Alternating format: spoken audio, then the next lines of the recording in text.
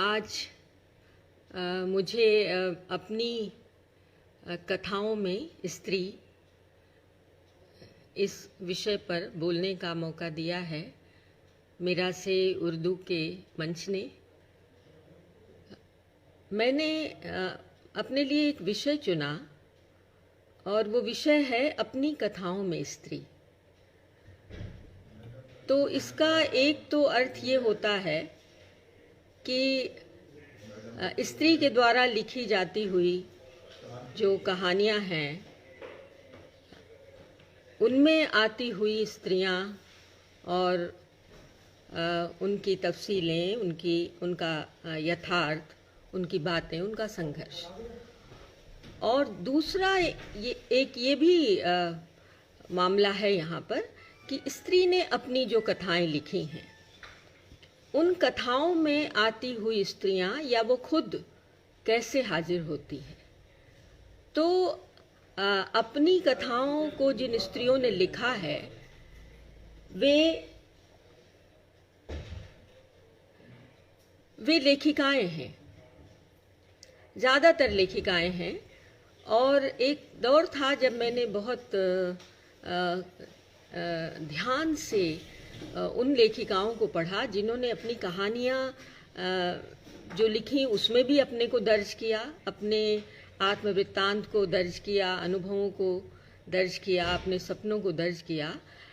इसके साथ साथ अपनी कथा भी लिखी, अपनी आत्मकथा भी लिखी और लगभग पूरी दुनिया।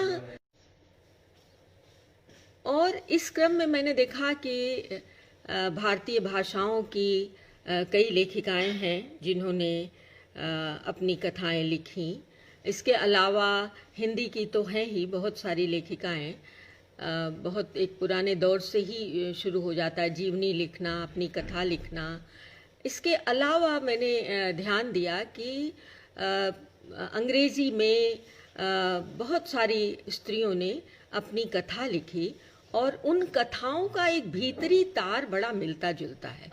दुनिया की हर स्त्री का जो एक भीतरी तार है वो बड़ा मिलता जुलता है।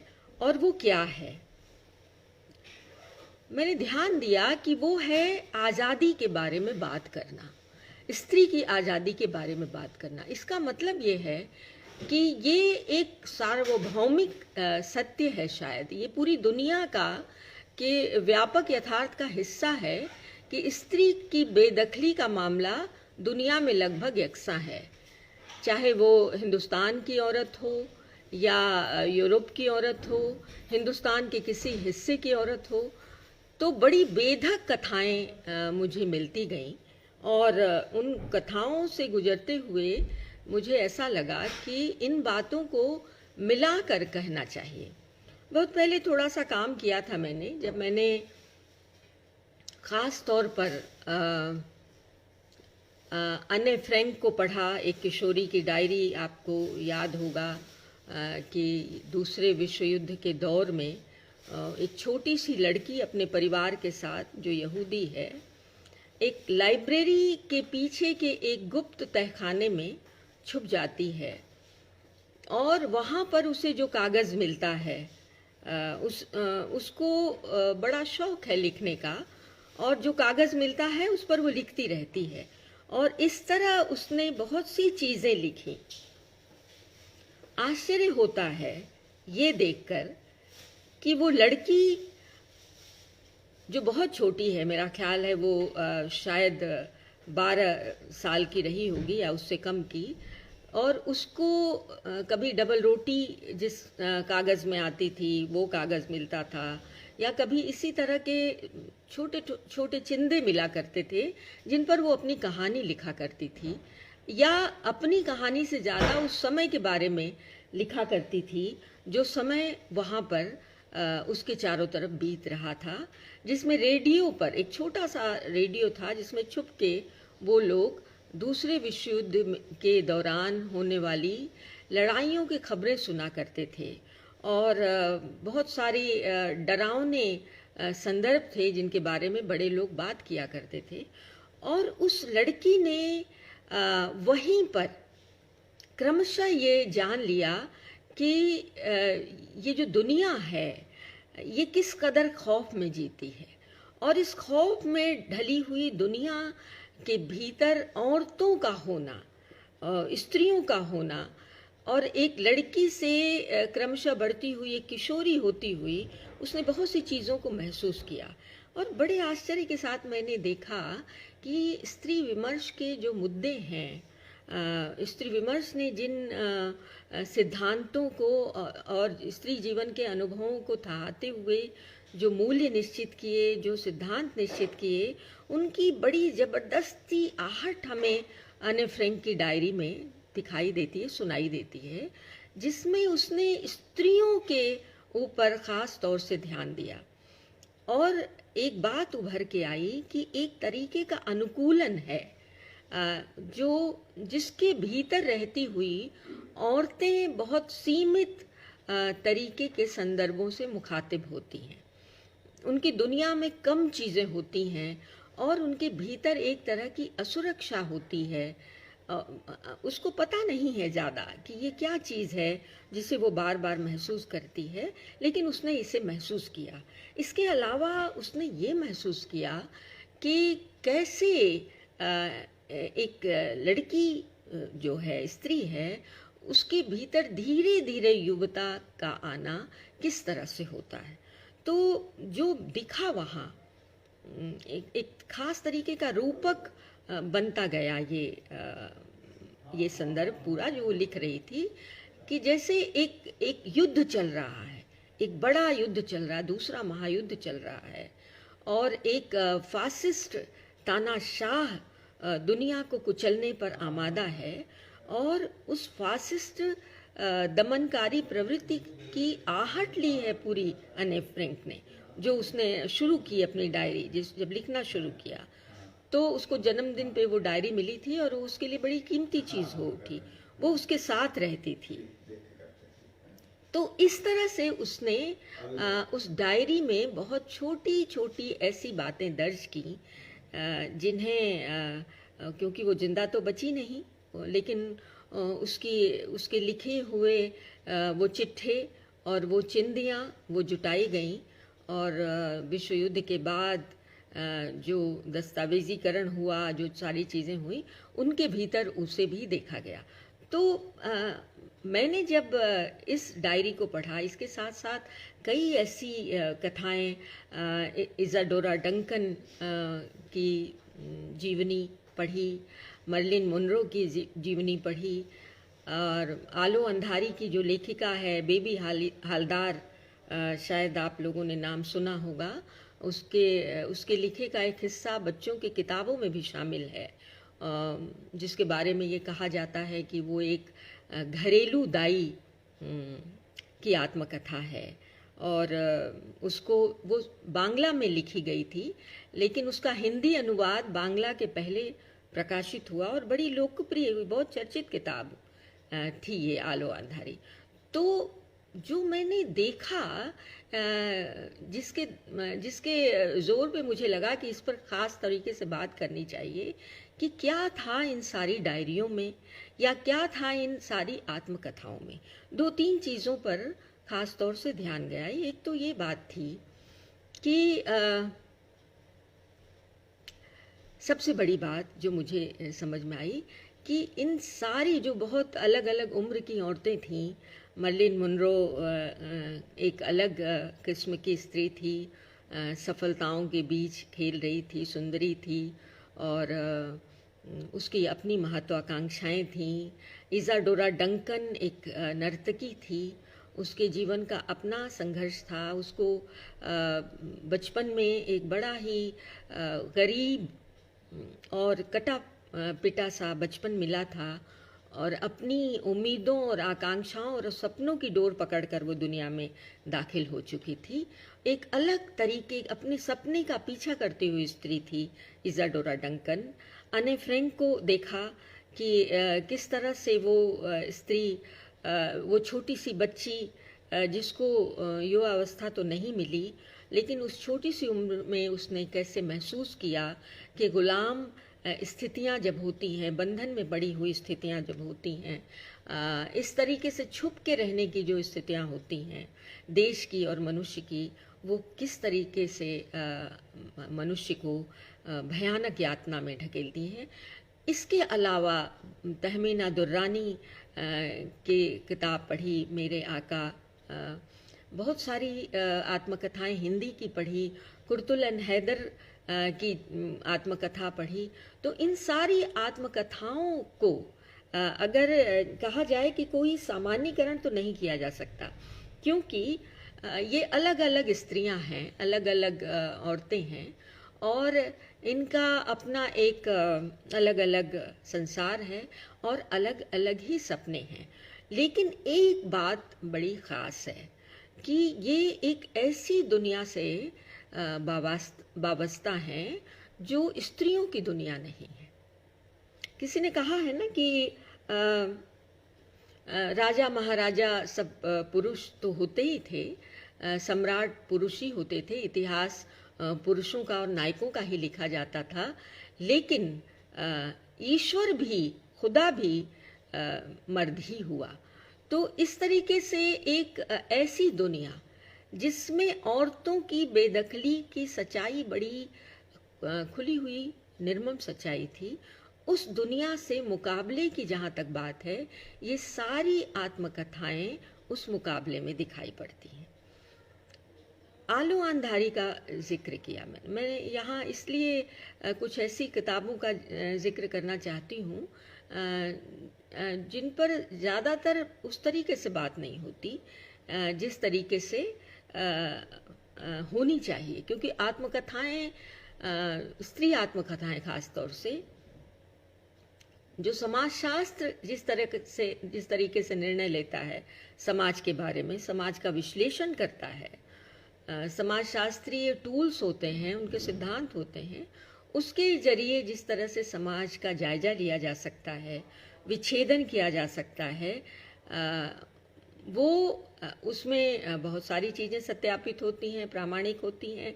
लेकिन जो एक स्पेसिफिक अनुभव होता है किसी का भी, किसी वजूद का, किसी व्यक्तित्व का, किसी घटना का, वो साहित्य में जिस तरह से आता है, अदब में जिस तरह से आता है, वो एकदम अलग चीज़ है। तो आत्मकथाओं के जरिए जो स्त्रियों की दुनिया हमें मिली है, उस दुनिया से गुजरना वाकई एक बहुत बड़ी बहुत बड़े अनुभव के दरीचे से जैसे गुजरना है। अलग अलग अनुभवों के रंग हैं वहाँ पर। तो आलो अंधारी की जो लेखिका है बेबी हालदार, वो पढ़ी लिखी नहीं थी, लेकिन उसे पढ़ने का बहुत शौक था।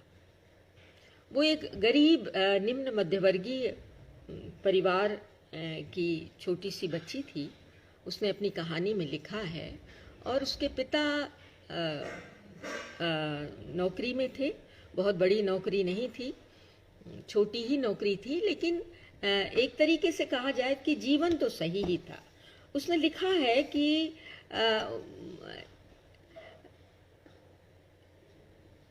पिता जो हैं वो माँ से उनकी बड़ी खटपट चला करती थी, माँ से उनकी पटरी नहीं थी, और माँ उन्हें इसीलिए छोड़ के एक बच्चा लेकर घर से चली जाती है, क्योंकि पिता बहुत निरंकुश हैं और बहुत मारते पीटते हैं।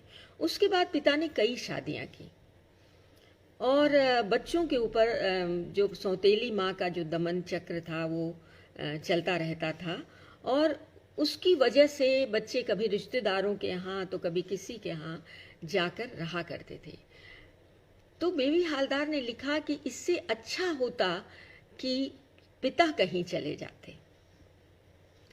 माँ के चले जाने से छोटी बच्चियों को एक जो बहुत ही असुरक्षित और दमनपूर्ण माहौल मिला, उसके कारण वो छोटी सी बच्ची कहती है कि अच्छा होता कि बाबा कहीं चले गए होते, माँ रह जाती, क्योंकि माँ के रहने से उनके जीवन में उनकी पढ़ाई लिखाई और एक आत्मसम्मान का जो जीवन होता है वो चलता। इतना दुखद है उस बच्ची का जीवन। उस बाबा, उसके पिता जो हैं वो उसकी जल्दी शादी कर देते हैं, और एक एक ख़ास तरीके की बात जो मैंने महसूस की आलो अंधारी को पढ़ते हुए, और फिर जब मैंने इस्मत चुगताई को पढ़ा, उनकी आत्मकथा को पढ़ा, और इसके अलावा एक और आत्मकथा मराठी में लक्ष्मीबाई तिलक की आत्मकथा पढ़ी। इन तीनों कथाओं में एक बड़ी सामान्य बात मुझे समझ में आई। हालांकि दोनों के सामाजिक वर्ग अलग अलग थे, सामाजिक स्थितियां अलग थीं, और देश काल भी अलग था, लेकिन ये तीन ऐसे वजूद मुझे दिखाई दिए स्त्री आत्मकथाओं में, जिन्होंने दुख तो बहुत उठाया। दुख किसका था? उनका अपना ही नहीं था। एक स्त्री के लिए दुख रचने वाली दुनिया का दुख था, जिसमें कदम कदम पर औरत को एक भयानक असुरक्षा मिलती है, ऐसा वाला दुख था। तो दुख तो बहुत था, लेकिन एक जीने का हठ था, एक जिजीविषा थी। इसने मुझे बहुत चकित किया। जैसे आलो अंधारी पढ़ेंगे आप तो आप लगेंगे कि जगह जगह उस छोटी सी बच्ची की छत छिन रही है, जगह जगह उसको बहुत सारी मेहनत करनी पड़ रही है, और अपने भाई बहनों के लिए बहुत कुछ करना पड़ रहा है। विवाह होता है तो जो उसके ऊपर बीतता है वो उसको पढ़ के रोंगटे खड़े हो जाते हैं, क्योंकि वो बच्ची है, और यह विवाह उसके प्रति एक बड़ी भारी यौन हिंसा की तरह था। वो बिल्कुल कुचली जाती है, छोटी सी नन्ही सी कली जैसे वजूद वाली वो लड़की कुचली जाती है, माँ बनती है, और उसका मातृत्व तो उसके ऊपर जैसे अभिशाप की तरह आता है। और जिस तरीके से वो अस्पताल में भर्ती है, और जो उसके साथ पूरा व्यवहार होता है, माँ बनने के बाद भी किस तरह वो उसके जीवन में ज़रा सा भी सहूलियत का कुछ नहीं मिलता है, और लगातार उसके जीवन में यहाँ से वहाँ, वहाँ से वहाँ घूमना ही जैसे लिखा है। और उस सारी असुरक्षा से जूझती हुई भी वो कुछ बातें ऐसी कह जाती है वो लड़की, जिससे लगता है कि स्त्री के जीवन में एक बहुत ज़रूरी चीज़ जो है वो उसका विवेक, उसकी मेधा और उसकी जीवनी शक्ति है।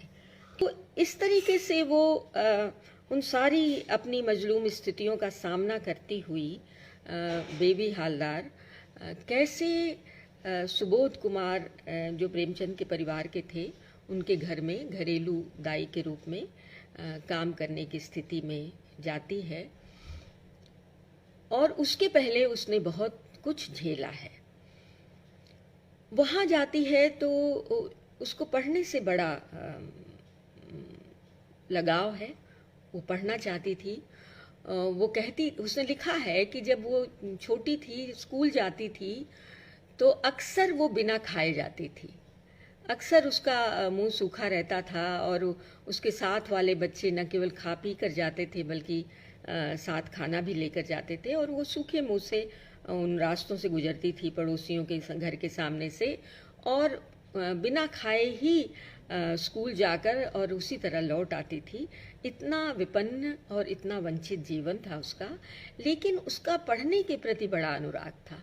ये एक ऐसी बात मिलती है ज़्यादातर आत्मकथाओं में कि शिक्षा और ज्ञान के प्रति ललक का जो रूप है वो जहाँ जहाँ स्त्रियों में रहा है, वहाँ वहाँ स्त्रियों ने अपनी परिस्थितियों का मुकाबला किया है। तो बेबी हालदार के लिए भी यही लगता है, जब वो ख़ास तौर से सुबोध कुमार जी के घर में जाती है, वहाँ पर घरेलू दाई की तरह है वो, और वहाँ उसको पहली बार एक बड़ी सुरक्षा मिलती है। वहाँ उसे देख के बड़ी खुशी होती है कि उस घर में किताबें बहुत हैं, और किताबों को देखकर वो खुश होती है। और बार वहाँ झाड़न लेकर जब जाती है तो उसे बड़ा वक्त लगता है, वो किताबों को झाड़ती है और कुछ किताबें खोलकर बैठ भी जाती है। तो एक दिन उसका जो मालिक है, जो सुबोध कुमार, जो उसके जिनके घर में वो काम करती थी, वो पूछते हैं कि क्या तुम पढ़ना लिखना जानती हो? तो वो बताती है कि थोड़ा थोड़ा, है ना। तो वो उस थोड़ा थोड़ा पढ़ना जानती है, ये जानकर वो उसकी शिक्षा पर ध्यान देते हैं और उससे प्रोत्साहित करते हैं कि वो थोड़ा ज़्यादा पढ़ ले। और इस तरह ज़्यादा पढ़ने के क्रम में और बहुत ज़्यादा किताबों के बीच में रहते हुए और वहाँ पर सीखते हुए वो धीरे धीरे अपनी कथा बताती है। वो ये बताती है कि उसका जीवन किस तरह का रहा है और उस जीवन में जो उसने भोगा है इस पूरी व्यवस्था में, प्रतिसत्तात्मक व्यवस्था में, जिस तरह से उसने एक वंचित जीवन भोगा है उसके बारे में वो बताती है। तो वो सुन के बहुत द्रवित भी होते हैं और उसको उत्साहित करते हैं कि तुम अपनी कथा लिखो। और वो स्त्री अपनी कथा लिखती है और उस कथा को पढ़ने के बाद हम उसके जीवन के संघर्षों के बारे में ही नहीं जानते, बल्कि हम ये भी जानते हैं कि किस तरीके से लड़कियां, स्त्रियां एक ऐसी व्यवस्था में जहां पिता या तमाम जो मर्दवादी संदर्भ हैं समाज के, उसमें कितनी आरक्षित और कितनी दबी कुचली रहने के लिए अभिशप्त हैं और कैसे वो जगह जगह आश्रय के लिए भटकती हैं, अपनी रक्षा करना मुश्किल है। और जबकि उसके भीतर आज़ादी की ऐसी लहरें उठती हैं, उसके भीतर सीखने की ऐसी लहरें उठती हैं जो एक व्यक्तित्व की खूबी हुआ करती हैं। तो यहाँ हम ये देखते हैं कि स्त्री वजूद को, स्त्री के व्यक्तित्व को एक तरीके से छोटा करने वाला, सीमित करने वाला और उलझुल कर देने वाला और कमतर करने वाला एक पूरा संदर्भ हमारे सामने उसकी कथा के जरिए आता है। उससे भी पहले आलो अंधारी के बारे में बताते हुए मैंने आपको लक्ष्मीबाई तिलक के विषय में एक संकेत किया। और लक्ष्मीबाई तिलक की जो कथा है पूरी की पूरी आज़ादी की लड़ाई के संदर्भ से बदलता हुआ जो हमारा देश था, जिसमें स्त्री के हितों के प्रश्न केंद्रीयता से सामने आ रहे थे। और बड़ी अच्छी बात ये दिखाई दे रही थी कि आज़ादी के संघर्ष में जहाँ साम्राज्यवाद विरोध का एक स्वर उठ रहा था, तो स्त्रियों ने उससे एक तरीके से पितृसत्ता से मुक्ति के रूप में हासिल करना शुरू कर दिया था। और अनेक पत्र पत्रिकाएं थीं। कुछ पत्र पत्रिकाएं भले ही स्त्री हितों पर दूसरे तरीके से लिख रही थी, उस अनुकूलन के बारे में लिख रही थी, या पितृसत्ता का जो एक संरक्षणवादी तौर तरीका होता है उसके जरिए चीज़ों को बता रही थी। लेकिन स्त्री दर्पण जैसी पत्रिका थी जो जिसकी संपादक महादेवी वर्मा जी भी थी, और जिसमें बहुत सारे अच्छे लेख उन महिलाओं के छपा करते थे जो स्त्री प्रश्नों को बड़ी गंभीरता से ले रही थी। वो सारे प्रश्न जो सुधारवादी आंदोलन के दौर में उठ चुके थे भारत में और धीरे धीरे अपनी जगह ले रहे थे, जिसमें बाल विवाह का विरोध था, विधवा के सती प्रथा का विरोध था, और स्त्री शिक्षा के लिए बात थी, पर्दा का विरोध था, और स्त्री की व्यापक भागीदारी का भी प्रश्न था। तो ये सारे प्रश्न जब खड़े हो चुके थे तो उसके जरिए एक ऐसा समय तैयार हो रहा था जिसमें स्त्री तरीके से अपनी बात कह रही थी। जैसे उमा नेहरू एक बहुत एक्टिविस्ट लेखिका थी, वो भी स्त्री दर्पण से जुड़ी थी, और उन्होंने बहुत सारी बड़ी बेधक बातें कही उस जमाने के बारे में। उन्होंने कहा कि एक ज़रा सी आज़ादी जाने से आप इतने दुखी हैं, और लेकिन आप सोचिए जिसकी आज़ादी को आपने इस तरह से छीन कर रखा है, जिसको इतना गुलाम बना कर रखा है, उसके बारे में आपका क्या कहना है। इसी तरह उपमा देवी एक बहुत ही तेज तर्रार लेखिका थी, और हरदेवी थी, भारतेंदु युगीन उनको कहा जाता है, लेखिका थी वो, और वो बड़े बेधक सवाल उठा रही थी, पढ़ी लिखी थी, शिक्षा से जुड़ी थी, और स्त्रियों के दमन के जो संदर्भ थे, भारतीय संदर्भ थे, उसको बड़े तीखेपन से उधेड़ती थी। और ख़ास तौर से जो विधुरों के विवाह का, किसी भी उम्र का जो विधुर है वो छोटी सी बच्ची से उसका विवाह हो जाता था, उन सारी चीज़ों का बहुत सबल विरोध हुआ करता था उन दिनों। और एक तरीके से स्त्री प्रश्न बड़ी केंद्रीयता से वहाँ उभर रहे थे। रामेश्वरी थी और सत्यवती देवी थी, तमाम स्त्री विमर्श के जो ये रूप हैं, जो मौजूदा रूप हैं, उनके आकार में आने से पहले ही स्त्री प्रश्नों का और उनको गंभीरता से लेने का और बड़े परिप्रेक्ष्य में लेने का एक बड़ा अच्छा संदर्भ हमको वहाँ दिखाई देता है। तो मैं बात कर रही थी लक्ष्मीबाई तिलक की। जब लक्ष्मीबाई तिलक की आत्मकथा मैंने पढ़ी तो मुझे ऐसा लगा कि लक्ष्मीबाई तिलक जैसी आत्मकथाकार जिनका समय 1935-36 के आसपास का है, यानी लगभग वही 20वीं शताब्दी का चौथा दशक उसके आसपास हुई वो। और उन्होंने उनके पति थे बहुत विख्यात कवि थे वो, नारायण वामन तिलक, जो ईसाई हो गए थे। और उन्होंने ईसाई धर्म क्यों ग्रहण किया और पत्नी ने कैसे अपने पति को ईसाई रूप में किस आत्मसंघर्ष के द्वारा और कितनी यातना के बाद स्वीकार किया, और उस पूरे रूपांतरण में लक्ष्मीबाई का क्या रोल था या क्या उनका संघर्ष था, ये बहुत ही मार्मिक कथा है। तो लक्ष्मीबाई तिलक का मैंने बताया कि उनको पढ़ते हुए ऐसा लगा कि पूरा महाराष्ट्र और उस महाराष्ट्र के आंतरिक रूपांतरण का जो पूरा ऐतिहासिक संदर्भ है वो जैसे उस आत्मकथा में समाया हुआ है। उस आत्मकथा को बहुत ख्याति मिली, लक्ष्मीबाई को भी बड़ी ख्याति मिली थी। लक्ष्मीबाई तिलक को उनकी कविताएं भी प्रकाशित होती थी और वो उनका परिवार कोंकणी ब्राह्मणों का बड़ा ही रूढ़िवादी परिवार था और उसमें छुआछूत बहुत था और बड़ी भारी निर्ममता थी।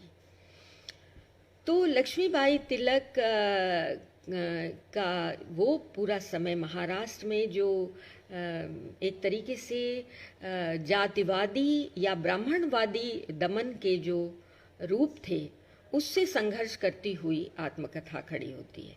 आश्चर्य की बात है कि लक्ष्मीबाई तिलक ने लिखा है, हालांकि उन्होंने अपनी ज़िंदगी के बारे में जो लिखा, तिलक अपने पति वामन राव तिलक के बारे में जो लिखा, उससे कहीं ज़्यादा उन्होंने अपनी सास की ज़िंदगी के जो दमनकारी यथार्थ के रूप थे उसके बारे में लिखा। और उन्होंने बताया कि किस तरह जो एक पहले तो उन्होंने अपने पिता का लिखा कि पिता का शुद्धतावाद क्या था, और तब हमें दिखाई देता है कि अंबेडकर का जो दलित विरोधियों के साथ संघर्ष का जो पूरा का पूरा महाराष्ट्र का माहौल था, अंबेडकर के जो सिद्धांत सामने आए, जो उनके मूल्य सामने आए, उन्होंने किस तरह की जातीय परवशता का सामना किया होगा। तो लक्ष्मीबाई तिलक को पढ़ते हुए देखा मैंने कि ब्राह्मणों का जो कुनबा हुआ करता था वो स्त्री और शूद्र के प्रति किस तरह से निरंकुश हुआ करता था।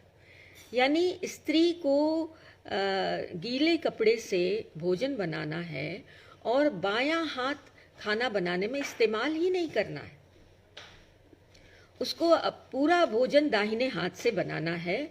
और लक्ष्मीबाई ने लिखा, बड़ा विचित्र लगा पढ़कर, कि बायां हाथ इस तरह रखती थी स्त्रियां जैसे कि वो टूट गया हो। तो इस तरह, क्योंकि बायां हाथ जो है अशुद्ध समझा जाता था, तो उस बाएं हाथ का इस्तेमाल नहीं करना है, दाहिने हाथ से ही काम लेना है और इतनी शुद्धता से रसोई बनानी है। मैंने कहा था ना कि कुछ समानताएं दिखी हैं मुझे। जैसे लक्ष्मीबाई बहुत ही हंसमुख तरीके की स्त्री दिखाई पड़ती हैं। वो इतनी कठोर सच्चाइयों को, इतनी निरंकुश बातों को जो पुरुषों की ओर से बरती गई उनके ऊपर या उनकी सास के ऊपर या उनकी माँ के ऊपर, उसको हंसते हंसते कह डालती हैं। और उन्होंने कहा कि बायां हाथ ऐसे छोड़ देना है जैसे वो टूटा हुआ है, और दाहिने हाथ से ही भोजन बनाना है। ये इसके अलावा उन्होंने लिखा कि घर में आया हुआ सब कुछ एक बार धोया जाता था। बाजार से जो भी आया है उसको एक बार धोना है। तो कैसे धोना है? अब नमक को भी धोना है, चीनी को भी धोना है, मसाले को भी धोना है, और तेल को भी धोना है, घी को भी धोना है। तो इस तरह से जब जो चीज़ें धुलती थीं तो बच्चों ने एक बार सोचा कि मजाक किया जाए। जो अपने ये बुजुर्ग लोग हैं जो इस तरह की हिदायतें दिया करते हैं कि सब कुछ धो के इस्तेमाल करना चाहिए, तो इन्हें सबक सिखाया जाए। तो एक बार बच्चों ने नमक धोकर पोटली लटका दी और वो सारा नमक बह गया और उन बच्चों को बेहद मार पड़ी। तो इस तरह से लक्ष्मीबाई ने अपनी सास की पीड़ा भी लिखी। उन्होंने लिखा कि ससुर इतने निरंकुश थे कि बात बात पर पत्नी को पीट देना, मार देना, ये तो एकदम सामान्य बात थी। इसके अलावा वो बहुत हिंसक तरीके से उन्होंने एक बार ऐसा मारा कि पत्नी 2-3 दिन ही जिंदा रही, उसके बाद उनकी मृत्यु हो गई। तो हुआ क्या था?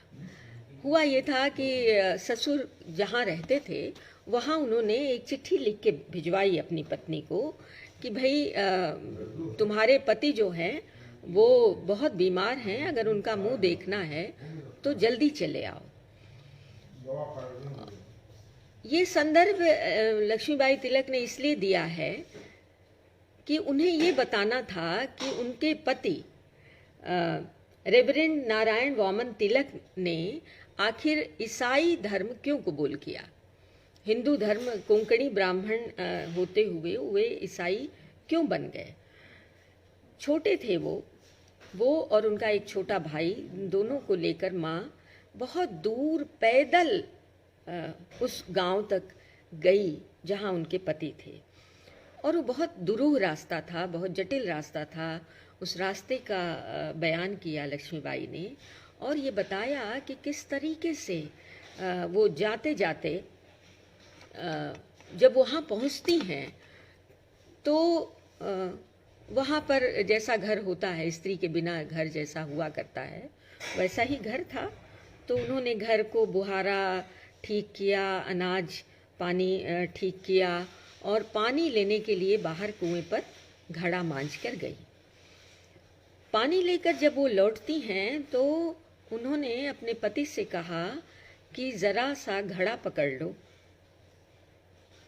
और पति ने उनको गालियां देते हुए इतनी तेज लात मारी और उनकी गर्दन पकड़ ली कि वो अचानक इस हमले से गिर पड़ी, और गिर पड़ी तो फिर कभी उठी ही नहीं, उनकी मृत्यु हो गई।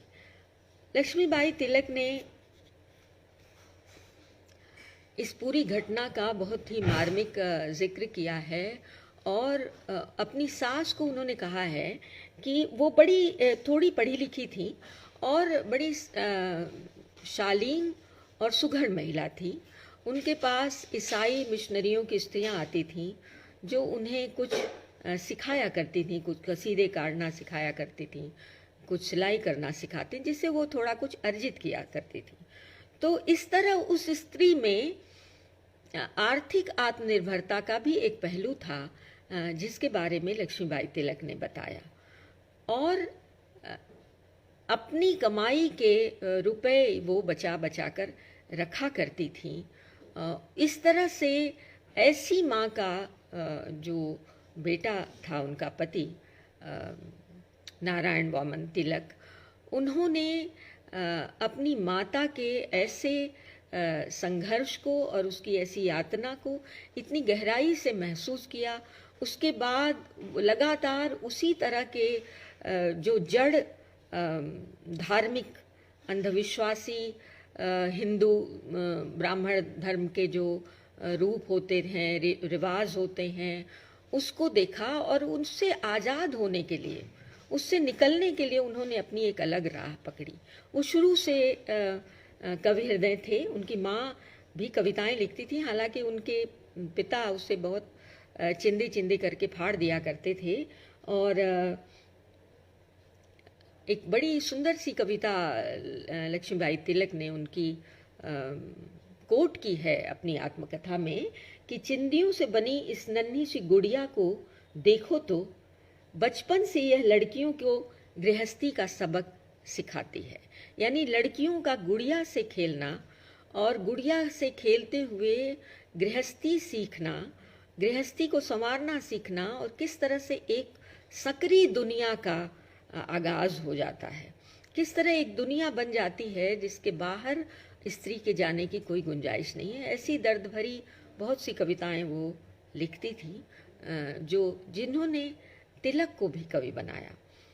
तो तिलक ने ईसाई धर्म ग्रहण किया और महाराष्ट्र का जो आंदोलन था, दलित आंदोलन था, उसका एक बहुत ही बड़ा स्वर भी थे तिलक। और तिलक के इस आत्मकथा का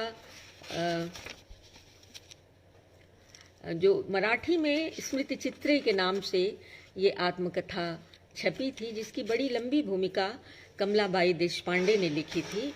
और यहाँ ये देखने की चीज़ है कि किस तरह से जो जाति उत्पीड़न और लिंग भेद का जो वातावरण था उसने कितना असर किया।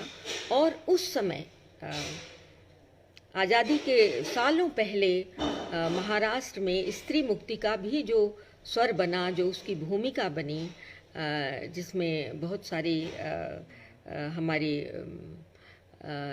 स्त्री रचनाकार भी और उन्होंने नुमाइंदगी की उसकी। तो ये सारा कुछ इस संदर्भ में देखा जा सकता है। इसके अलावा जो एक आत्मकथा मुझे लगता है मुझे अपनी कथाओं में स्त्री के संदर्भ से बात करना चाहिए, वो है क्योंकि बहुत सारी कथाओं के बारे में तो कहा नहीं जा सकता। उर्दू में बहुत सारी आत्मकथाएं हैं। कुतुल हैदर ने भी लिखा, किशोर नाहिद ने भी लिखा है, सालेहा आबिद हुसैन ने भी लिखा जिनको पद्मश्री मिली थी, हमीदा बेगम रायपुरी ने हमसफ़र नाम से आत्मकथा लिखी, नफीस बानो शमा ने अपनी आत्मकथा लिखी है, बड़ा अच्छा सा नाम है, जन्नत से निकाली हव्वा। और इस्मत चुगताई ने कागजी है पैरहन नाम से अपनी आत्मकथा लिखी। तो ये बहुत सारी आत्मकथाएं, लेकिन एक आत्मकथा हिंदी की जिसका जिक्र मैं करना चाहूँगी, वो इसलिए करना चाहूँगी कि उस आत्मकथा में बहुत सारी ऐसी बातें हैं, संकेतों के रूप में भी हैं और रूपक के रूप में भी हैं और सबक के रूप में भी हैं। वो आत्मकथा है चंद्रकिरण सोनरिक्सा की। आत्मकथाएं कई हैं। शिकंजे का दर्द एक आत्मकथा है, सुशीला टागभोरे की, कौशल्या बैसंत्री की आत्मकथा है। बहुत सारी आत्मकथाएं हैं। मैत्री पुष्पा की आत्मकथा है। मनु भंडारी ने भी अपनी आत्मकथा लिखी है। अनन्या प्रभा खेतान की आत्मकथा है जिसका जिक्र हो सकता है मैं थोड़ी देर में करूं।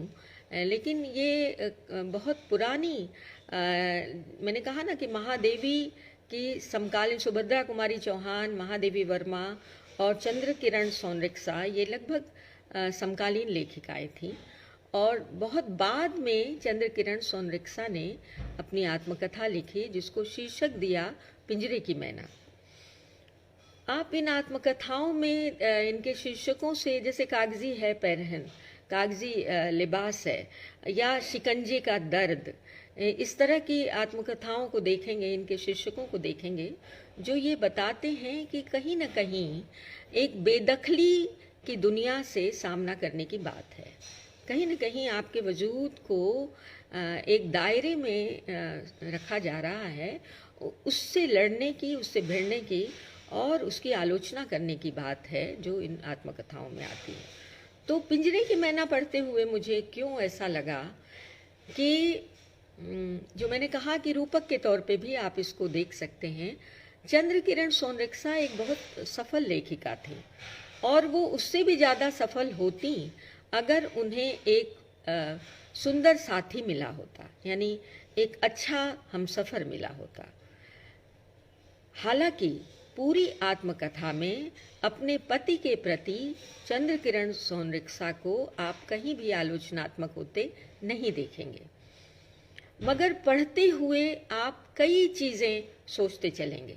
जैसे मुझे ही पढ़ते हुए लगा कि अगर चंद्र किरण सोनरिक्सा स्त्री ना होती, पुरुष होती तो क्या होता, अपने पति की जगह होती तो क्या होता। उनके पति भी काफ़ी मशहूर व्यक्ति थे, लेखक भी थे, फोटोग्राफर थे और एक तरीके से प्रशासनिक पदों पर भी रहे भारत सरकार में। लेकिन और एक तरीके से उनकी शादी प्रेम विवाह तो नहीं था, लेकिन आपसी सहमति की ही शादी थी। और चंद्रकिरण सोनरिक्सा को बड़ा अच्छा लगा था जब उन्होंने ये जाना कि उनके पति की लिखने में, पढ़ने में बहुत रुचि है और उन्हें अपनी ज़िंदगी में जो चाहिए, यानी जिस तरह से वो लिखना पढ़ना चाहती हैं, वो सारी चीज़ें मुहैया होंगी उनसे विवाह करने के बाद। और ये एक सुकून था उनके दिल में इसको लेकर। चंद्रकिरण सोनरिक्सा एक उन्होंने अपना बचपन भी बताया है, पिता के बारे में बताया, संबंधों के बारे में बताया है। एक आर्य समाजी परिवार की लड़की थी और आर्य समाजी परिवार की होने के नाते उनके यहाँ जाति बंधन, जाति भेद और स्त्री पुरुष का भेद उस तरीके से व्यवहारिक रूप में नहीं था, लेकिन दुनिया में तो था। और माँ जो हैं उनकी, वो उस तरीके से आर्य समाजी नहीं थी जैसे कि उनके पिता थे। तो घर में लड़कियों के ऊपर जो बंधन लगाए जाते हैं वो बंधन उनके ऊपर रहे, मगर एक आज़ादी भी रही। वो आज़ादी पढ़ने की आज़ादी थी। हालांकि बहुत नियमित, बहुत निरंतर वो पढ़ नहीं पाई, मगर वो पढ़ती रही। और पढ़ते हुए उन्होंने कई भाषाएं सीखी और उर्दू पढ़ी, बांग्ला पढ़ी और शायद गुजराती भी पढ़ी, कई भाषाएं पढ़ती रहीं और उन्हें बड़ा सीखने का शौक़ था और पढ़ने की एक लत सी थी। जो पाती थी पढ़ लेती थी और जब लिखने लगी और लिख के जो भी भेजती थी, उन्होंने लिखा है कि वो छप जाता था, वो डर जाती थी। आप उनकी आत्मकथा पढ़ते हुए सोचेंगे कि वो डर क्यों जाती थी, क्योंकि हम आज के ज़माने में एक ऐसी स्त्री की आत्मकथा पढ़ रहे हैं जो अपने छपे हुए हरफों से डर जाती है। उन्होंने संपादकों को लिखा कि आप मुझे कृपया रचना छपने का कोई पारिश्रमिक न दें, क्योंकि मेरे घर में मनी आर्डर आएगा तो मेरे भाइयों को पता चल जाएगा और फिर मेरा लिखना मुश्किल हो जाएगा। तो एक बंदिश वाला जीवन था उनका, ऐसी ज़िंदगी थी। विवाह होता है, विवाह के बाद पति जो हैं वो विचित्र व्यक्ति हैं। एक कहा जाए कि अप्रत्याशित स्वभाव के व्यक्ति हैं, न नरम हैं, न गरम हैं, न दृढ़ हैं, न कमज़ोर हैं।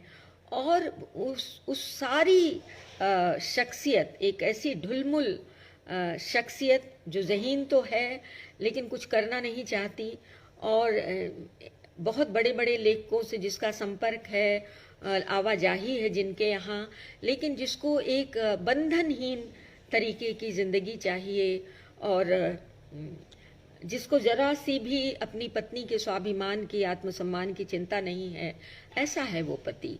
और वो उसके साथ साथ पूरी ज़िंदगी निभाती रहती हैं।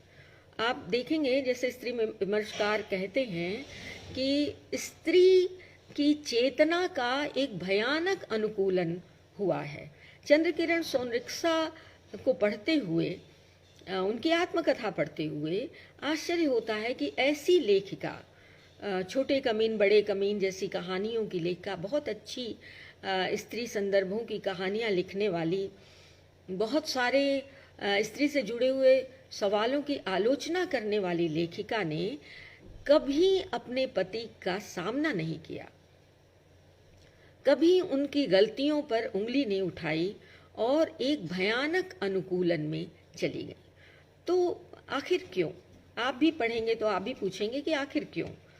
आप आलोचना करेंगे, बहुत सारे लोगों ने आलोचना की, उस पर लिखा गया है।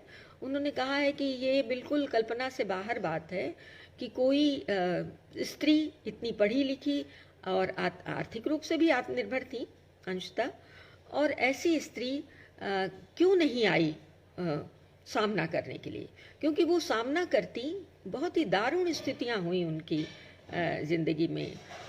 पेट में बच्चा है, पूरे दिन है और मेहमानों से घर भरा हुआ है, घरेलू श्रम की तो इंतहा नहीं थी, और पूरा परिवार, एक बड़ा परिवार संभालते हुए, रोज़ उस श्रम में खटते हुए लिखती भी थीं, गोष्ठियों में भी जाती थीं, रेडियो की नौकरी भी करती थीं, और घर परिवार संबंध सब कुछ संभालती थीं।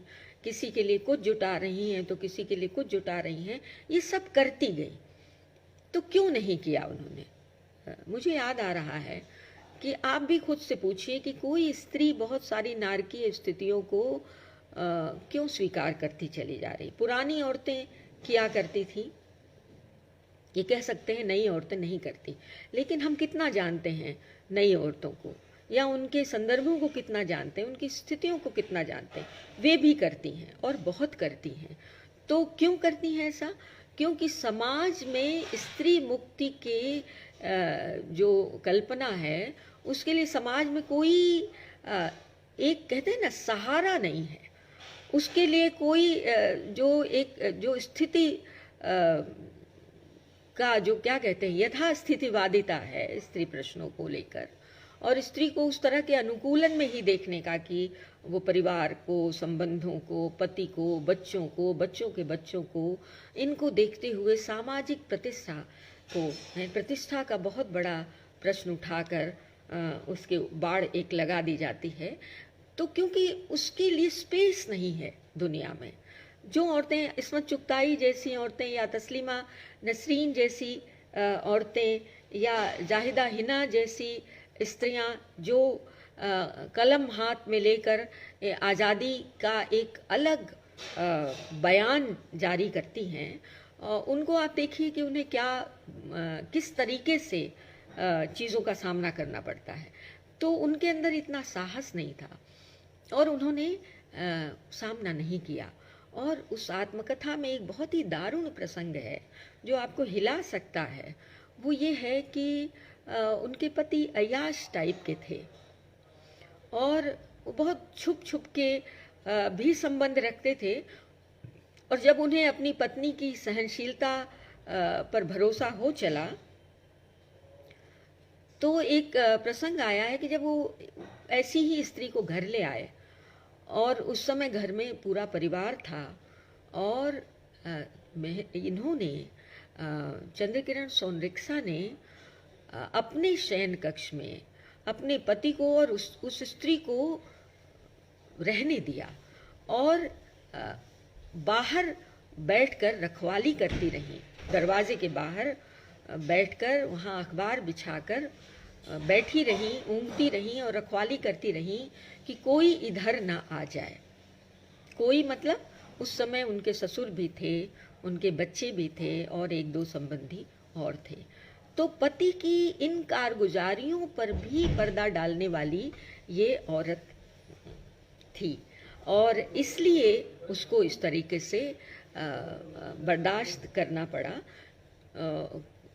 जो उनके साहस का भी पहलू दिखता है, साहस के कई पहलू हैं उनके। वो एक साहित्यिक शख्सियत थी और उन्होंने कई बार बहुत सारी चीज़ों का, जो साहित्यिक बेईमानी होती है, उन चीज़ों का विरोध भी किया है, लेकिन पति के ऐसे आचरण पर उन्होंने कोई सवाल नहीं उठाया। उन अपने आत्मसम्मान को भी, अपनी आत्म प्रतिष्ठा को भी लगभग वो दांव पे एक आध बार लगाती हुई देखी गई। बहुत अच्छे अवसर उन्हें मिलते, बहुत ज़्यादा छपती, बहुत अच्छी उपन्यासकार भी थी, लेकिन जैसे ही उनकी चीज़ें ज़्यादा शाया होने लगती थी, ज़्यादा उनका नाम होने लगता था, उनके पति को कोफ्त होती थी और वो बहुत गंदी बातें अपनी पत्नी को लेखकों से जोड़कर कहा करते थे।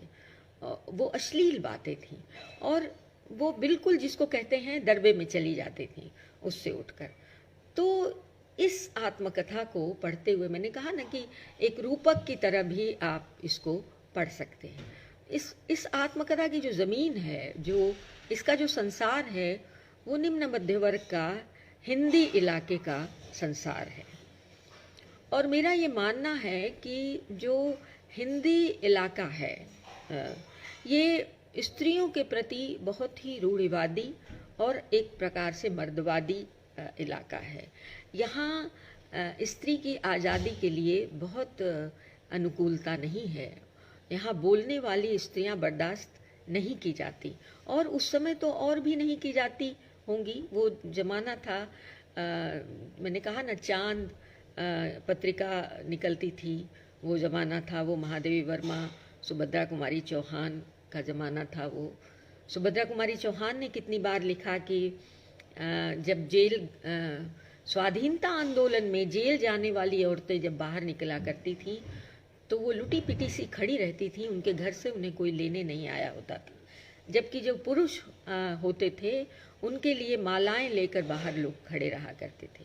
तो इस तरीके से स्त्री और पुरुष के बीच जो गैर बराबरी का मामला है, भेदभाव का मामला है, लिंग भेद का मामला है, वो इन स्त्रियों ने देखा। और लेकिन चंद्रकिरण सोनरिक्सा जैसी स्त्री ने जिसको कमोबेशी एक अच्छा माहौल मिला था पढ़ने का, लिखने का, अपने पैर पर खड़े होने का, लेकिन उन्होंने हिम्मत नहीं की और लगभग बहुत दिनों बाद, बुढ़ापे में ही कहा जाएगा, उन्होंने अपनी आत्मकथा लिखी, पिंजरे की मैना। इसीलिए कहा कि जिस तरह पंख काट कर पक्षी को पिंजरे में छोड़ दिया जाता है, उसी तरह वो रहीं अपनी ज़िंदगी में। इसके अलावा मैं ज़िक्र करूं, मैंने कहा फहमीदा रियाज़ का मैंने ज़िक्र किया था और प्रभा खेतान का ज़िक्र किया था। प्रभा खेतान ने तो कहा ही है कि बहुत ख़तरनाक है कि आप अपनी कहानी लिखें और बहुत ईमानदारी से लिखें, क्योंकि एक तरीके से यह निर्वस्त्र होना है। और उन्होंने वाकई बहुत ईमानदारी से अपनी कहानी लिखी और बड़ी तोहमतें झेली अपने ऊपर। उतनी हिम्मत उन्हें नहीं थी, हालांकि वे बहुत सफल व्यवसायी थी और आर्थिक रूप से आत्मनिर्भर थी, मगर फिर भी वो बर्दाश्त नहीं कर पाई बहुत सारी चीज़ों को और बहुत जल्दी उनकी मौत भी हो गई। क्योंकि ये चीज़ें, स्त्री का जो इस संसार में जो आत्मिक पार्थक्य है एक तरीके से, वो बड़ा गहरा और बड़ा संताप से भरा हुआ है। वो तमाम स्त्रियों का है, प्रभा खेतान का भी है। और जब वो लिख रही थी, उन्होंने अपनी कहानियों में, अपने उपन्यासों में अपने को बार बार दर्ज किया। और उनका एक उपन्यास है छिन्नमस्ता, जिसमें जिसका रूपक ही यही है कि स्त्री वो है, धड़ के नीचे ही वो स्त्री है। स्त्री होना यानी धड़ के नीचे होना है। मस्तक हो ऐसी स्त्रियों को कोई स्वीकार नहीं करता। बुद्धि वाली स्त्रियां स्वीकार नहीं की जाती। इस बात को तंज के साथ, आलोचना के साथ कितने ही लेखकों ने लिखा है कि बुद्धिमान औरतों को स्वीकार करना ये दुनिया को पचने वाली बात नहीं है। वर्जीनिया वुल्फ ने लिखा इसको, मेरी वोllstonecraft ने लिखा कि सौंदर्य ही स्त्री का राजदंड माना जाता है। तो क्योंकि बहुत बार ये कहा गया कि स्त्रियों को इसी तरीके की शिक्षा दी जानी चाहिए जिससे उनका परिवार पल सके, उनके बच्चे पल सकें और उनके पति खुश रह सकें। तो जब स्त्री आंदोलनों ने धमक पकड़ी तो इन सारे सवालों की चीर-फाड़ होनी शुरू हुई और ये सारे स्त्री विमर्शकार जो थे उन्होंने इस तरीके से इसका विश्लेषण भी किया और उसको चिंदी किया कि ये क्या बात है। मेरी वोllstonecraft ने तो बाकायदा बहस की प्रबोधन युग के सारे दार्शनिकों से, खास तौर से रूसों के साथ, क्योंकि और उसमें बताया कि आप जिस मनुष्य के लिए लोकतंत्र की बात करते हैं, लोकतांत्रिक अधिकारों की बात करते हैं, क्या वहाँ स्त्री है? क्या उस मनुष्य में स्त्री भी शामिल है? तो इस तरह से बड़े बुनियादी सवाल स्त्री विमर्शकारों ने उठाए। प्रभा खेतान को पढ़ते हुए हम इन सारे जो जिस तरीके से वो परिवारों में स्त्री के प्रति जो हिंसा है और अपना चुनाव उन्होंने किया और उस चुनाव के प्रति समाज का जो रवैया था जिससे वो क्षत विक्षत होती रही, और उन्होंने अपनी किताब को नाम दिया अन्या से अनन्या। वो एक विवाहित पुरुष की प्रेयसी थी, पत्नी नहीं थी, प्रेयसी थी, जिसके लिए कहा जाता है कि ये वैध संबंध नहीं है। बड़ी सारी बातें इसके लिए प्रचलित हैं, रखेल, केप्ट, है ना, ये सारी बातें कही जाती हैं ऐसी स्त्री के लिए। तो ऐसी स्थिति का उन्होंने अपने लिए चुनाव किया। जिस पुरुष से वो प्रेम करती थी, दीवानगी की हद तक प्रेम करती थी, उसके साथ रहना उन्होंने चुना। इसी तरह और क्षत विक्षत होती रही। रसीदी टिकट लिखा अमृता प्रीतम ने, खाना बदोश और कूड़ा कबाड़ा लिखा अजित कौर ने। तो ये बहुत सारी आत्मकथाएं हैं जो जिसमें स्त्री के मनुष्य बनने की जद्दोजहद, स्त्री को मनुष्य की तरह आज़ाद होने की जो जद्दोजहद है उसके बारे में है। अजित कौर की भी आत्मकथा बहुत ही महत्वपूर्ण है, पंजाबी में है, और उसमें उन्होंने इल्म को अपनी ताकत के रूप में चुना और बताया कि यही मनुष्य को मुक्त जिस तरह करती है, स्त्री को भी इल्म ही मुक्त करेगा। तो इस तरीके से कई आत्मकथाएं। इस्मत चुगताई एक बड़ी अलग शख्सियत, आप जानते हैं, उनको पढ़ा है सभी लोगों ने। इस्मत चुगताई ने जब लिखा अपनी आत्मकथा में, उन्होंने लिखा कि मेरा नाम बहुत बदनाम हुआ। क्यों बदनाम हुआ? लिहाफ के कारण। लिहाफ जैसी कहानी लिखी इस्मत चुगताई ने, और उस कहानी में उन्होंने स्त्री समलैंगिकता के बारे में लिखा और खुलकर लिखा। आप सभी जानते हैं कि उस कहानी पर मुकदमा चला था, मंटो पर और इस्मत चुगताई पर, दोनों पर मुकदमा चला था। मैंने आलो अंधारी की बात करते हुए कहा था कि बड़ी 2-3 समानताएं लक्ष्मीबाई तिलक और बेबी हालदार और इस्मत चुगताई में मुझे दिखाई देती हैं। एक तो ये बहुत ही आत्मविश्वास से भरा हुआ खिलंदड़ापन, अपनी कहानी में अपनी ही बातों से वो खेलती सी चलती है इस्मत चुगताई। गजब का आत्मविश्वास है, एक खुद मुख्तारी है और बड़ी बेलाग भाषा है उनकी। किसी को वो तरह नहीं देती और किसी को बरी भी नहीं करती, किसकी न चुटकियां लें, और एक ऐसी रवानी जो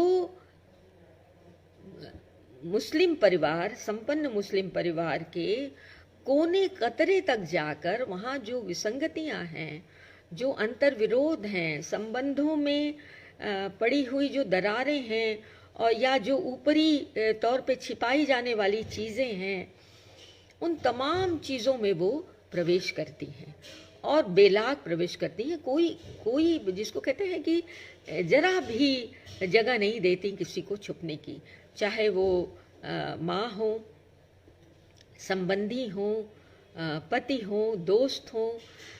वे एक बड़ा ही जिरह करता हुआ नज़रिया है इस्मत चुगताई का, और एक प्रसन्नता व्याप्ति है उसको पढ़ते हुए, ऐसा लगता ही नहीं। बड़ी से बड़ी बात और बड़ा से बड़ा मसला इतनी शिद्दत से कहा जाता है, इतनी ऐसे हंसमुख तरीके से छलकता हुआ चला आता है कि आप पहले तो उसको जैसे लगता है कि आप किस गुनगुनी धूप में बैठकर एक बड़ी अच्छी पुरखलूस किताब पढ़ रहे हैं। तो इस्मत चुगताई को पढ़ते हुए मैंने सबसे पहले उनके कद को देखा कि कौन सा ऐसा कद, उन्हें किसी की परवाह नहीं थी, कुछ चीज़ों की उन्होंने बिल्कुल परवाह नहीं की, जैसे जिसको स्त्रियोचित्तता कहा जाता है। उन्हें खास तौर से जो स्त्रियोचित्तता का एक नाजुक सा कोमल सा रंग होता है, इस्मत चुगताई को आप हर जगह उससे बाहर पाएंगे। वो उनमें वो वाली नफासत, वो नज़ाकत, वो सारी चीज़ें हैं ही नहीं, और वो उसकी हंसी उड़ाती हैं। तो क्या हुआ था, अब बचपन के बारे में उन्होंने लिखा कि क्या खाक बचपन, इतनी सारी औलादें हुए हमारे वालिदैन को कि उसमें हमको कहाँ से उनका प्यार मिलता या उनकी निगहबानी मिलती, कहाँ से मिलती। उनके पास वक्त ही कहाँ होता था। केवल उनके अपने बच्चे नहीं थे, उनके रिश्तेदारों के बच्चे भी उस घर में पल रहे थे। तो किसी पर ख़ास नज़र डालने की उनको कोई जगह ही नहीं थी, कोई वक्त ही नहीं था। इतना काम धाम से लदी फदी माँ और बहुत सारे कामों में व्यस्त उनके पिता, तो कहाँ से वो देते बच्चों को जो प्यार मोहब्बत और बचपन मिलना चाहिए, वो कहाँ से उन्हें मुहैया होता। तो इस तरह से तो वो उसको छील के रख देती हैं कि क्या खाक बचपन। उसके बाद वो अपनी बहनों, मामा की बेटियों, फूफी की बेटियों और ननिहाल ददिहाल के संबंधों और दोस्तों, मित्रों, सबके संदर्भ से वहाँ की जो उस तरह की बेमेल बातें हैं, ज़िंदगी की रवानी से बेमेल बातें हैं, उसकी खूब ऐसी की तैसी करती हैं, मजाक उड़ाती हैं, उसे छील कर रख देती हैं, किसी को दबने ढकने नहीं देती, खींच कर ले आती हैं दृश्य में। तो ऐसी मजबूत शख्सियत इस्मत चुगताई की अपनी आत्मकथा में है। एक बड़ी अच्छी सी किताब लिखी है रविशंकर बल ने, दोज़ख नामा, जिसमें इस्मत चुगताई का हल्का सा संदर्भ आया है मंटो के साथ। और तो मंटो और इस्मत चुगताई दोनों की कहानियों पर मुकदमा चला था। अदालत गए, लाहौर, आज़ादी के पहले का ज़माना था ये, और लाहौर में पेशी हुई थी। तो सम्मन आया था, और जो मैंने कहा कि एक बहुत ही परिहास से भरी हुई, जिस मजाक इसलिए नहीं कहना चाहती कि वो हल्का हो जाएगा, एक हास परिहास से भरी हुई भाषा है इस्मत चुगताई की, जो बहुत गंभीर सी गंभीर बात को भी जैसे खीलें उड़ाकर रख देना, उस तरीके से वो रचती हैं, कहती हैं।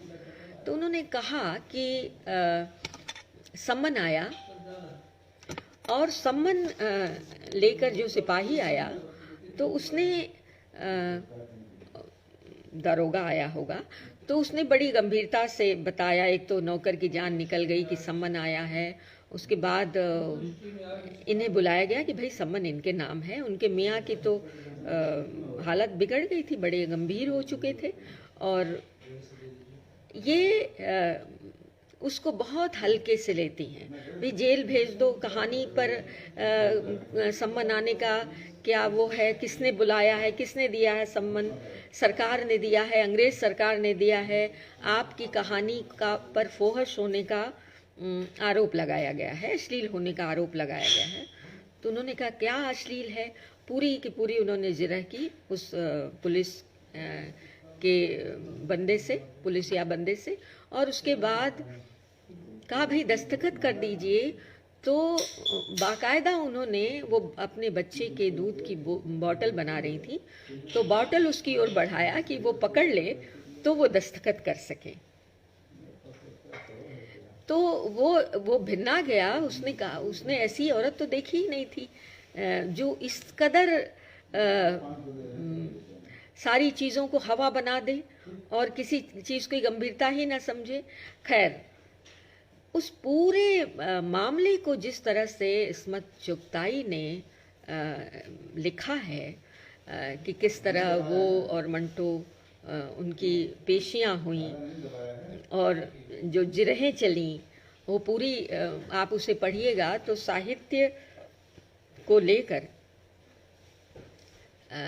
एक जो नज़रिया है और तमाम अनुशासनों का, उसके बारे में आपको पता चलेगा और बहुत सारे पैराडॉक्स पता चलेंगे। हंसी भी आएगी किस किस तरीके से वहाँ ज़िरह हुई जहाँ वहाँ पे ये और मंटो मौजूद थे, और उसके बाद इन्होंने कैसे उस पूरे मौके को अपने लिए बड़ा नायाब मौका समझा और सोचा कि क्यों न ये मुकदमा कुछ दिन और चले, और मुकदमा ये लोग जीत गए, दोनों ही जीत गए। तो उन्हें अफसोस हुआ कि अब उनका लाहौर आना और इतनी मस्तियां करना नहीं हो पाएगा। तो ऐसी जिंदा दिल शख्सियत ने कागजी है पैरहन में अपने बनने का और एक बड़ी ही सुंदर सामाजिकता रही है इस्मत चुगताई में। इस्मत चुगताई को पढ़ते हुए आपको लगेगा कि आप पूरी दुनिया में एक जो भरी पूरी महफिल है दुनिया की सजी हुई, उसके बीचों बीच आप चले गए। उनकी कहानियों को पढ़िए और क्रियाओं से भरी हुई कहानियां हैं और आत्मकथा भी। इतनी गतिशीलता है, इतनी रवानी है कि आपको ये लगेगा कि ये बहुत ही गज़ब की दुनिया है। और कई बार ये लगता है कि उनकी अपनी जो कहानियां हैं जो लिखी हैं उन्होंने, बहुत सारे, क्योंकि वो ऐसे ही करती थी ना, उनको अपने किरदार कहीं भी मिल जाते थे। उन्होंने लिहाफ कहानी लिखी थी, अपने भाई पर भी उन्होंने कहानी लिखी। तो बहुत सारे उनको लेकर इस तरीके की बातें कही गई कि कई बार बड़े ऐसे संबंध जो बड़े गोपनीय संदर्भ थे, बहुत छिपा के रखने वाली बातें थी, उसको भी उन्होंने बड़ी जिसको कहते हैं सीना जोरी के साथ बड़े आराम से उसको खोल दिया और कहीं नहीं दबी। उस पर कह लगाए, उस पे मज़े लिए और कोई भी आपको लगेगा कि कोई जैसे उमड़ती हुई नदी जिसको कोई रोक ही नहीं सकता, ऐसी थी इस्मत चुगताई। और इस्मत चुगताई की ये पूरी कथा, कहीं कोई आत्मश्लाघा नहीं, कहीं कोई आत्मसम्मोहन नहीं। कहते ना, लक्ष्मीबाई तिलक की आत्मकथा पर लिखते हुए कहा उन्होंने कि इतनी तटस्थता चाहिए, ऐसी तटस्थता कि पूरा सच एकदम बेबाक देखा जाए और उसी तरीके से देखा जाए जैसे कि आप अपना नहीं दूसरे का सच देख रहे हों। तो वो जो बेबाकी है वो है इस्मत चुगताई की कथा में। एक और छोटा सा संदर्भ, क्यों समय तो हो चुका है और मुझे कहना है, तस्लीमा नसरीन की आत्मकथा 4 खंडों में आई और कहा जाता है कि जैसे कुर्तुल हैदर जैसी बड़ी लेखिका जिसने एक बहुत बड़ी किताब लिखी है,